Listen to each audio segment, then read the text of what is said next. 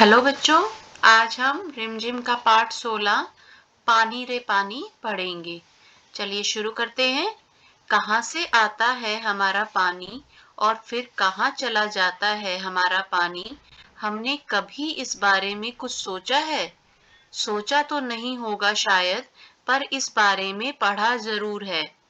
भूगोल की किताब पढ़ते समय जल चक्र जैसी बातें हमें बताई जाती है। एक सुंदर सा चित्र भी होता है इस पाठ के साथ। सूरज, समुद्र, बादल, हवा, धरती, फिर बरसात की बूंदें और लो फिर बहती हुई एक नदी और उसके किनारे बसा तुम्हारा हमारा घर, गांव या शहर। तो इसमें बच्चों आपसे पूछा गया है कि भाई ये पानी कहाँ से आता है और कहाँ चला जाता है? कभी किसी ने इस बारे में सोचा है? हाँ, हमने भूगोल यानी ज्योग्राफी की किताब में वाटर साइकिल वगैरह के बारे में पढ़ा हुआ है, जल चक्र के बारे में, जिसमें दिखाते हैं कि पहले पानी समुद्र से उठता है, हवा में जाता है और फिर उसके बाद बारिश भाप बन करके उड़ जाता है और फिर बादल आते हैं, बारिश हो जाती है। ये सभी जल चक्र में दिखाया जाता है। और लो फिर हुई बहती एक नदी और उसके किनारे बसा तुम्हारा हमारा घर, गांव या शहर। तो फिर बहती हुई नदी दिखाते हैं, उसके किनारे पर शहर या गांव बसा हुआ है।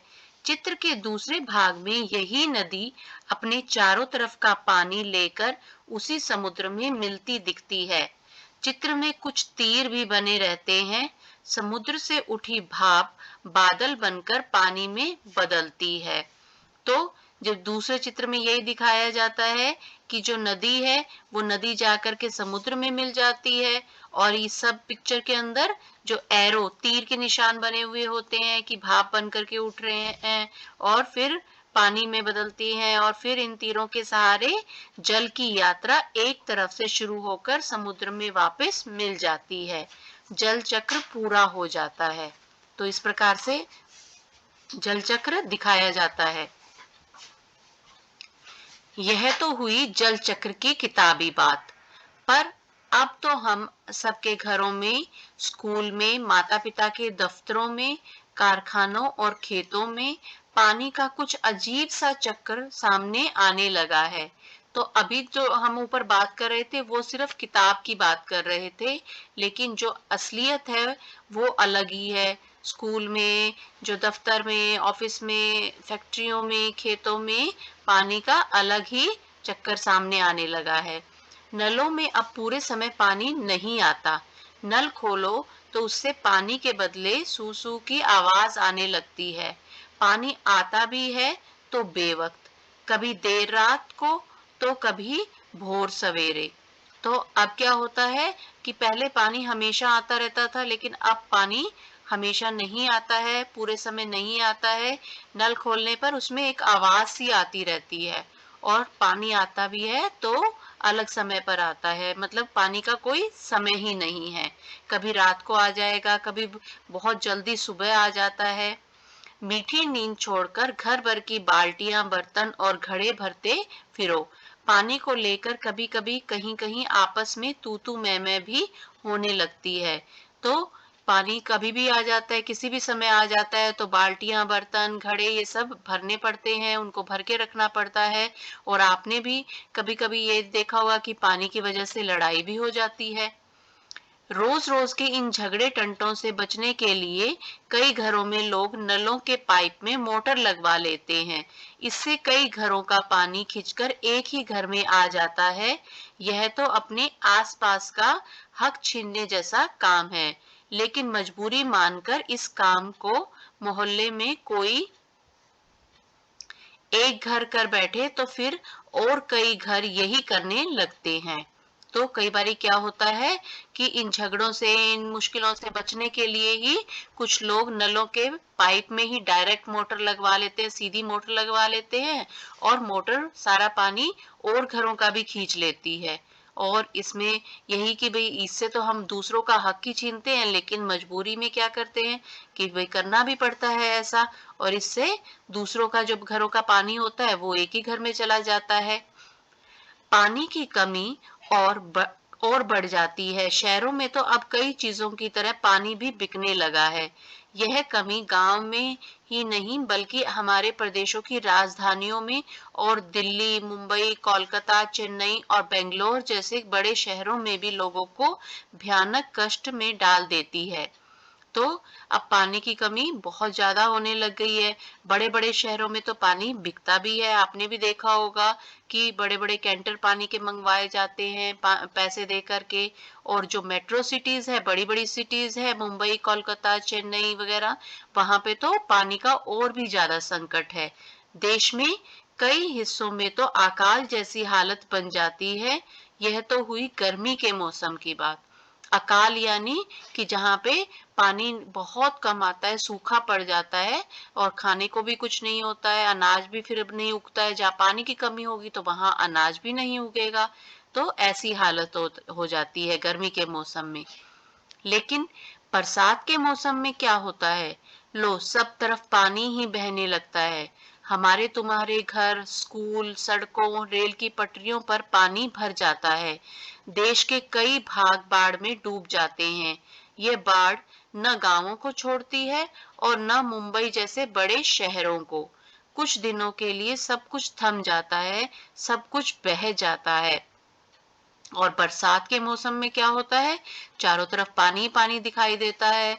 सब सड़कें पानी से भर जाती है, रेल की पटरियां पानी से भर जाती है और बाढ़ आ जाती है। बाढ़ यानी पानी पानी हो जाता है। गांव में जो खड़ी फसलें होती है वो भी डूब जाती है। और मुंबई जैसे बड़े शहर है वो भी बाढ़ की चपेट में आ जाते हैं। वहां रेल की पटरियों पर पानी भर जाता है। तो एक बार तो सब कुछ थम जाता है, सब कुछ रुक जाता है। ये हालात हमें बताते हैं कि पानी का बेहद कम हो जाना और पानी का बेहद ज्यादा हो जाना यानी अकाल और बाढ़ एक ही सिक्के के दो पहलू हैं। यदि हम इन दोनों को ठीक से समझ सकें और संभाल लें तो इन समस्याओं से छुटकारा मिल सकता है।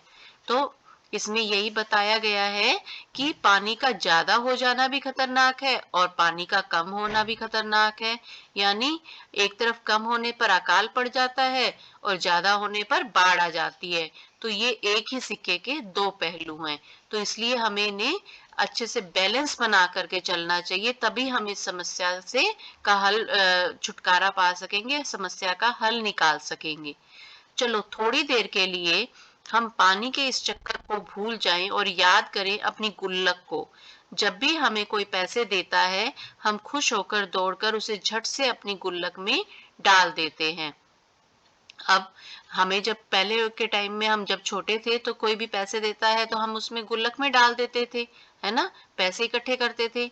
1 रुपया, 2 रुपया, 5 रुपया, कभी सिक्के तो कभी छोटे बड़े नोट, सब इसमें धीरे धीरे जमा होते जाते हैं। फिर जब कभी हमें कुछ पैसों की जरूरत पड़ती है तो इस गुल्लक की बचत का उपयोग कर लेते हैं। तो धीरे धीरे एक एक रुपया डालते डालते इस गुल्लक में पैसे जमा हो जाते हैं। और जब हमें जरूरत पड़ती है इसके काम में लेने की तो हम इस गुल्लक में से पैसे काम में ले लेते हैं। हमारी यह धरती भी इसी तरह की खूब बड़ी गुल्लक है। मिट्टी की बनी इस विशाल गुल्लक में प्रकृति वर्षा के मौसम में खूब पानी बरसाती है। तब रुपयों से भी कई गुना कीमती इस वर्षा को हमें इस बड़ी गुल्लक में जमा कर लेना चाहिए। तो गुल्लक का उदाहरण लेखक ने किस लिए दिया है? वो यही इसीलिए दिया है कि भाई धरती भी एक बहुत बड़ी मिट्टी की गुल्लक है, जिसमें जब बारिश ज्यादा होती है तो उसके पानी को हमें जमा कर लेना चाहिए, ताकि जब समय आए, अकाल पड़े तो हम उस पानी को काम में ले सकें। हमारे गांव में, शहर में जो छोटे बड़े तालाब, झील आदि हैं, वे धरती की गुल्लक में पानी भरने का काम करते हैं। इनमें जमा पानी जमीन के नीचे छिपे जल के भंडार में धीरे धीरे रिसकर छनकर जा मिलता है। जो छोटे बड़े तालाब होते हैं, झील होते हैं, उनमें पानी भर जाता है बारिश के दिनों में, और वो पानी रिस करके और नीचे जमीन के अंदर चला जाता है। तो ये इससे हमारा भूजल भंडार समृद्ध होता जाता है। तो भूजल यानी जो धरती के अंदर जमा हुआ जल है वो बढ़ जाता है। पानी का यह खजाना हमें दिखता नहीं, लेकिन इसी खजाने से हम बरसात का मौसम बीत जाने के बाद पूरे साल भर तक अपने उपयोग के लिए घर में, खेतों में, पाठशाला में पानी निकाल सकते हैं। मतलब ये जो वह खजाना है जो हमें दिखाई नहीं देता, लेकिन समय आने पर हम इसका उपयोग कर सकते हैं। घर में, खेत में, पाठशाला में, मतलब कहीं भी इस पानी को हम उपयोग में ले सकते हैं। लेकिन एक दौर ऐसा भी आया जब लोग इस छिपे खजाने का महत्व भूल गए और जमीन के लालच में हमने अपने तालाबों को कचरे से पाटकर भरकर समतल बना दिया। देखते ही देखते इन पर तो कहीं मकान, कहीं बाजार, स्टेडियम और सिनेमा आदि खड़े हो गए। तो जब धीरे-धीरे टेक्नोलॉजी का विकास हुआ तो हमने क्या किया, ये जो छिपे हुए खजाने हैं इनको हम भूल गए। इनके महत्व को, हम इनकी इम्पोर्टेंस को भूल करके और हमने क्या करा, अपनी लालच में इन तालाबों वगैरह को सबको कचरों से भर करके और समतल कर दिया, और मतलब कि एकसार कर दिया मिट्टी भर करके, और फिर इनके ऊपर मकान, बाजार ये सब खड़े कर दिए, बड़े-बड़े स्टेडियम, सिनेमा घर। इस बड़ी गलती की सजा अब हम सबको मिल रही है। गर्मी के दिनों में हमारे नल सूख जाते हैं, बरसात के दिनों में हमारी बस्तियां डूबने लगती है। इसीलिए यदि हमें अकाल और बाढ़ से बचना है, तो अपने आसपास के जल स्रोतों की, तालाबों की और नदियों आदि की रखवाली अच्छे ढंग से करनी पड़ेगी। तो इसी की सजा हमें अब मिलती है कि गर्मियों में पानी की कमी हो जाती है, पानी बहुत कम आता है, नल सूख जाते हैं। और बरसात के दिनों में क्या होता है, जो छोटी बस्तियां होती है, नीची बस्तियां होती है, वो डूब जाती है। तो अकाल और बाढ़ से बचना है तो हम अपने आसपास के जल स्रोतों की, जल स्रोत यानी जो भी तालाब हैं, नदियां हैं, झील है, इनकी हमें अच्छे से देखभाल करनी होगी, इनको बचाना होगा। जल चक्र हम ठीक से समझे, जब बरसात हो तो उसे थाम ले, अपना भूजल भंडार सुरक्षित रखें, अपनी गुल्लक भरते रहें, तभी हमें जरूरत के समय पानी की कोई कमी नहीं आएगी। यदि हमने जल चक्र का ठीक उपयोग नहीं किया तो हम पानी के चक्कर में फंसते चले जाएंगे। तो अगर यदि हम जो हमारा जो जमीन के नीचे भंडार है भूजल का, अगर यदि हम उसको संभाल के रखेंगे तो कभी भी हमें पानी की कमी नहीं होगी। तो इसलिए इसको हमें, और अगर हम नहीं संभाल के रखेंगे तो फिर हम इसके जल चक्र में यानी कि पानी के चक्कर में फंसते ही चले जाएंगे, ये समस्या का हल कभी भी नहीं निकाल पाएंगे। तो हमें पानी को सुरक्षित रखना चाहिए, भूजल भंडार को सुरक्षित रखना चाहिए, उनका संरक्षण करना चाहिए। ठीक है, इसी के साथ ही ये पाठ समाप्त होता है। ये पाठ अनुपम मिश्र जी द्वारा लिखा गया है। धन्यवाद।